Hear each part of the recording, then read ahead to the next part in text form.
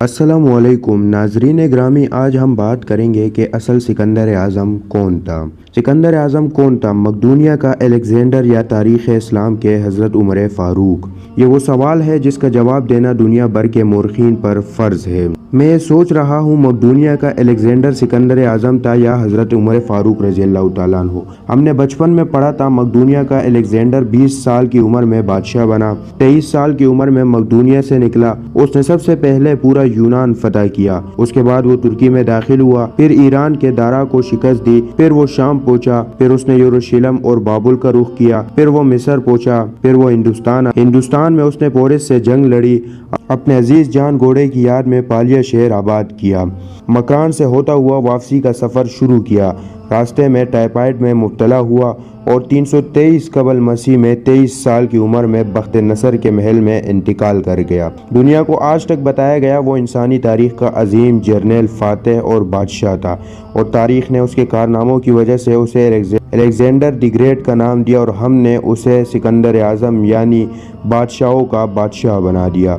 लेकिन आज 21वीं सदी के 90 साल के पहले दिन में पूरी दुनिया के मोरखीन के सामने ये सवाल रखता हूँ, क्या हज़रत उमर फ़ारूक रज़ियल्लाहु ताला अन्हु के होते हुए अलेक्जेंडर को सिकंदर आज़म कहलाने का हक हासिल है? मैं दुनिया भर के मोरखीन को सिकंदर आज़म और हज़रत उमर फ़ारूक रज़ियल्लाहु ताला अन्हु के फतवात और कारनामों के मुआज़ने की दावत देता हूँ। आप भी सोचिए, अलेक्जेंडर बादशाह का बेटा था। उसे दुनिया के बेहतरीन लोगों ने घुड़सवारी सिखाई।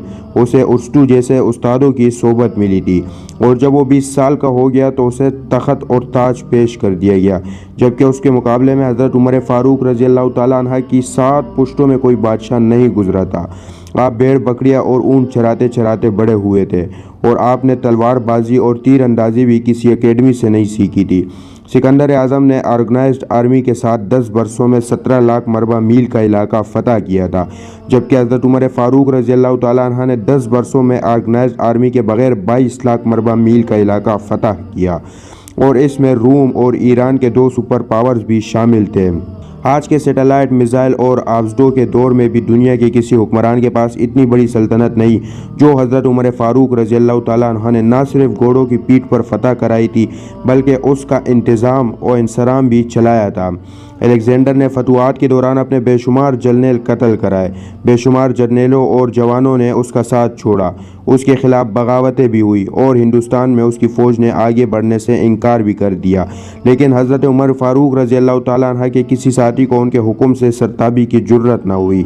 वो ऐसे कमानदार थे कि आपने ऐन मैदान जंग में आलम इस्लाम के सबसे बड़े सिपह सालार हज़रत खालिद बिन वलीद रज़ियल्लाहु ताला अन्हु को मौजूल कर दिया, और किसी को ये हुक्म टालने की जुर्रत ना हुई। आपने हज़रत साद बिन अबी वक़ास को कोफे की गवर्नरी से हटा दिया। आपने हज़रत हारिस बिन काब से गवर्नरी वापस ले ली। आपने हज़रत उमर बिन अल-आस का माल जब्त कर लिया, और आपने हमस के गवर्नर को वापस बुलाकर ऊँट चराने पर लगा दिया, लेकिन किसी को हुक्म अदली की जुर्रत न हुई। अलेक्जेंडर ने 17 लाख मरबा मील का इलाका फतह किया, लेकिन दुनिया को कोई निज़ाम, कोई सिस्टम न दे सका, जबकि हज़रत उमर फ़ारूक रज़ियल्लाहु ताला अन्हु ने दुनिया को ऐसे सिस्टम दिए जो आज तक पूरी दुनिया में राइज है। आपने नमाज फ़जर में अस्सलातु खैरुम मिनन नौम का इजाफ़ा कराया।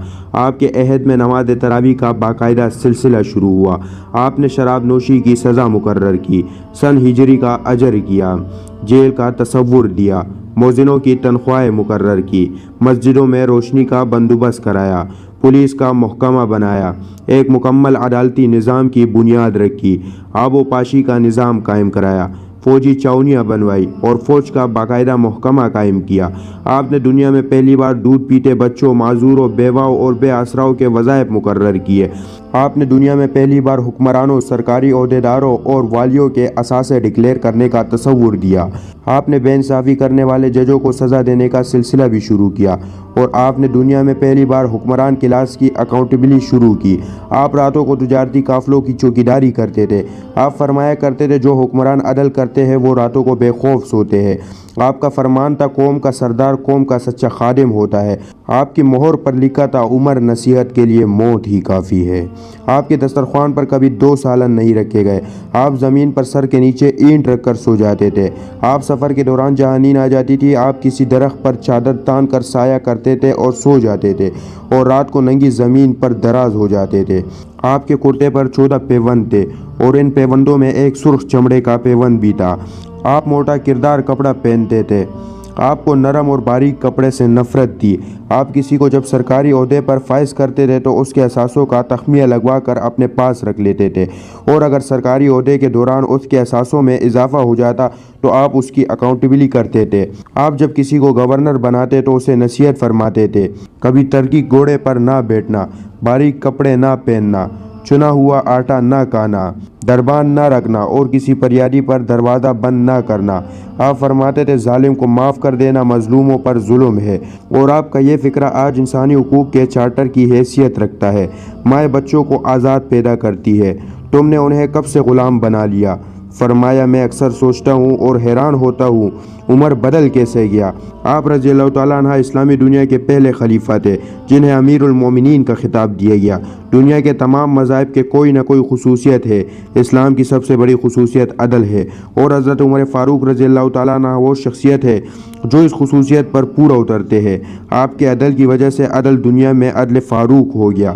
آپ شہادت کے وقت مقروض تھے، چنانچہ آپ کی وصیت کے مطابق آپ کا واحد مکان بیچ کر آپ کا قرض ادا کر دیا گیا، اور آپ دنیا کے واحد حکمران تھے جو فرمایا کرتے تھے میرے دور میں اگر فرات کے کنارے کوئی کتا بھی بھوک سے مر گیا تو اس کی سزا حضرت عمر فاروق رضی اللہ تعالیٰ عنہ کو بھگتنا ہوگی۔ آپ کے عدل کی یہ حالت تھی، آپ کا انتقال ہوا تو آپ کی سلطنت کے دور دراز علاقے کا ایک چرواہا بھاگتا ہوا آیا اور چیخ کر بولا لوگوں حضرت عمر فاروق کا انتقال ہو گیا۔ لوگوں نے حیرت سے پوچھا تم مدینے سے ہزاروں میل دور جنگل میں ہو، تمہیں اس سانحے کی اطلاع کس نے دی؟ چرواہا بولا جب تک حضرت عمر فاروق رضی اللہ تعالیٰ عنہ زندہ تھے میری بھیڑیں جنگل میں بے خوف پھرتی تھی اور کوئی درندہ ان کی طرف آنکھ اٹھا کر نہیں دیکھتا تھا، لیکن آج پہلی بار ایک بھیڑیا میری بھیڑ کا بچہ اٹھا کر لے گیا۔ میں نے بھیڑیے کی جرت سے جان لیا آج دنیا میں حضرت عمر فاروق رضی اللہ تعالیٰ عنہ موجود نہیں ہے۔ میں دنیا بھر کے مورخین کو دعوت دیتا ہوں اور الیگزینڈر کو حضرت عمر فاروق رضی اللہ تعالیٰ عنہ کے سامنے رکھ کر دیکھے، انہیں الیگزینڈر حضرت عمر فاروق رضی اللہ تعالیٰ عنہ کے حضور پہاڑ کے سامنے کنکر دکھائی دے گا، کیونکہ الیگزینڈر کی بنائی سلطنت اس کے وفات کے 5 سال بعد ختم ہو گئی، جبکہ حضرت عمر فاروق رضی اللہ تعالیٰ عنہ نے اپنے دور میں جس خطے میں اسلام کا جھنڈا بھجوایا وہاں سے آج بھی اللہ اکبر کی صدائیں آتی ہے۔ وہاں آج بھی لوگ حضرت عمر فاروق رضی اللہ تعالیٰ عنہ اللہ کے سامنے سجدہ کرتے ہیں۔ دنیا میں الیگزینڈر کا نام صرف کتابوں میں سمٹ کر رہ گیا ہے، جبکہ حضرت عمر فاروق رضی اللہ تعالیٰ عنہ کے بنائے نظام دنیا کے 245 ممالک میں آج بھی کسی نہ کسی شکل میں موجود ہے۔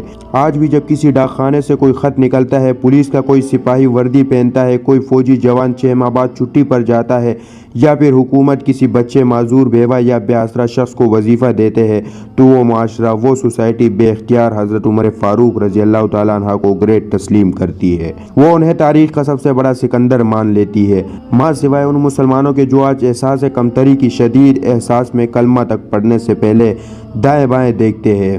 لاہور کے مسلمانوں نے ایک بار انگریز سرکار کو دھمکی دی تھی، اگر ہم گھروں سے نکل پڑے تو تمہیں چنگیز خان یاد آ جائے گا۔ اس پر جواہر لال نہرو نے مسکرا کر کہا تھا افسوس آج چنگیز خان کی دھمکی دینے والے مسلمان یہ بھول گئے ان کی تاریخ میں ایک حضرت عمر فاروق رضی اللہ تعالیٰ عنہ بھی تھا۔ ہم آج بھی یہ بھولے ہوئے ہیں کہ ہم میں ایک حضرت عمر فاروق رضی اللہ تعالیٰ عنہ بھی تھے، جن کے بارے میں رسول اللہ صلی اللہ علیہ وآلہ وسلم نے فرمایا تھا میرے بعد اگر کوئی نبی ہوتا تو وہ حضرت عمر بن خطاب ہوتے۔